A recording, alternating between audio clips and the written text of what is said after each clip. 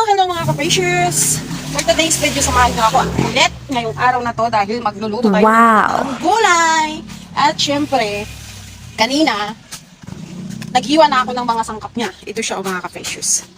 Ayan, naghiwa na ako ng sibuyas, sibuyas, luya, kamatis din, bawang. Then, syempre, ito yung isasahog ko. Manok. Dito ako naghiwa sa labas kasi nakakahangin. So, ayan mga ka-Precious. Ayan, natapos ko na siyang hiwain. Ngayon, ang gagawin natin is hugasan natin yung gulay para mag-start na tayo. Tara, pasok na tayo. Ayan siya, diba? Madami akong hiniwang mga ka-Precious, yung mga sibuyas, yan. Yung mga sangkap. Madami akong hiniwa kasi nga gagamitin ko siya. Magluluto ako mamaya ng alamang. Alamang. Siyempre, bumili ako ng Indian mango at sasawsaw natin ng Indian mango sa alamang. Ayun, bumili din ako kanina ng talong. At ito yung gata. At ito naman yung gulay. Siya. Yan yung gagataan ko. At siyempre, magpiprito ako ng manok. Para may partner yung... So, ayun mga ka-Precious yung manok. Siyempre, para naman may partner yung gulay natin, huhugasan natin yan at para maisabay natin pagluto at magpiprito tayo. Ayan, frozen to kanina. Ngayon, ayan, buti na lang, lumambot na din at natanggal na din yung ice. O, diba? Puro pakpak po kasi sinadya ko talaga itong pakpak para may magalit tayo paglipan. Charing! Ayan. Bali, 7 piraso to kanina. 5 na lang siya.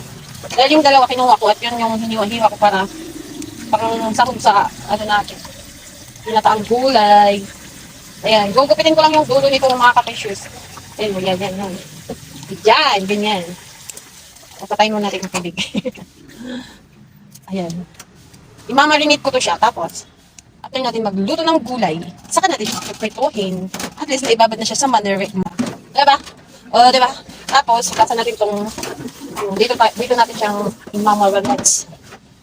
Diyan. O, ayan na siya. Wow. Then, balik na. Yan, ito yung gulay na gagamitin natin. Binili ko kanina to sa palengke, nakabalot na to. Kaso lang, parang puro okra at saka talong.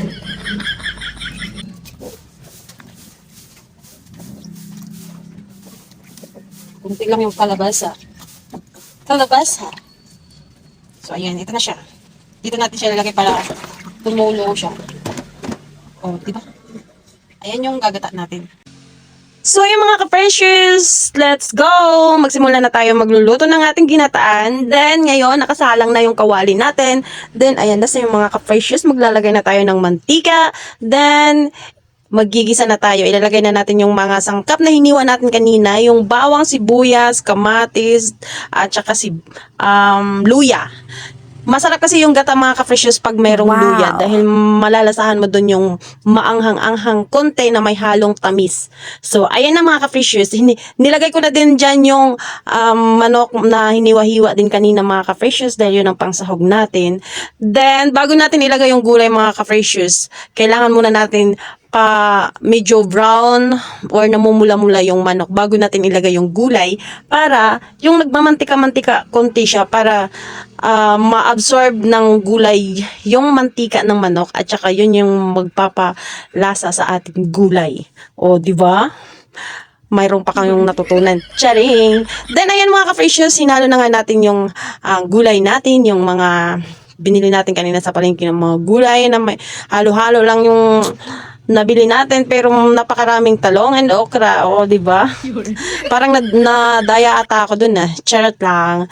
Then ayan mga ka-Precious, pagkatapos ng mga ilang segundo, ayan na kakamikos-mikos natin sa ating gulay, lalagyan din natin yan ng kaunting tubig para kumulo siya din maluto ng maayos yung gulay.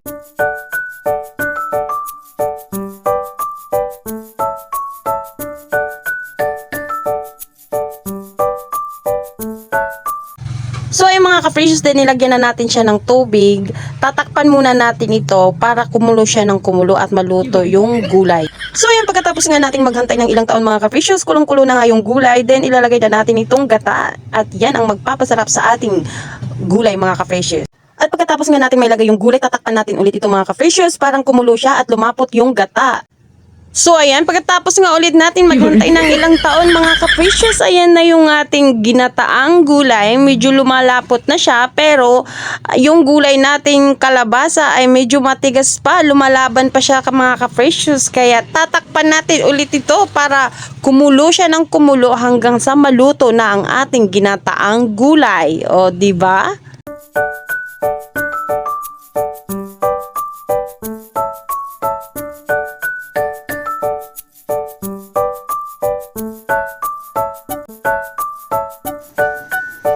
Yan, pinapaan ko. So, ayan na mga ka-precious, luto na to. Pwede na natin siyang, yan, malambot na yung kalabasa. Ayan. Pwede na natin siyang hanguin. Ayun na yung itsura niya. Hanguin na natin siya. So yun mga ka-precious, natapos na rin tayo sa ating pagluluto ng ating ulam. Hindi ko na pala naipakita sa inyo yung pag-prito ng ganito. Yung chicken wings marinated. Diba? Dahil nalubat kanina yung cellphone, kaya ito na yung finished product. Pang!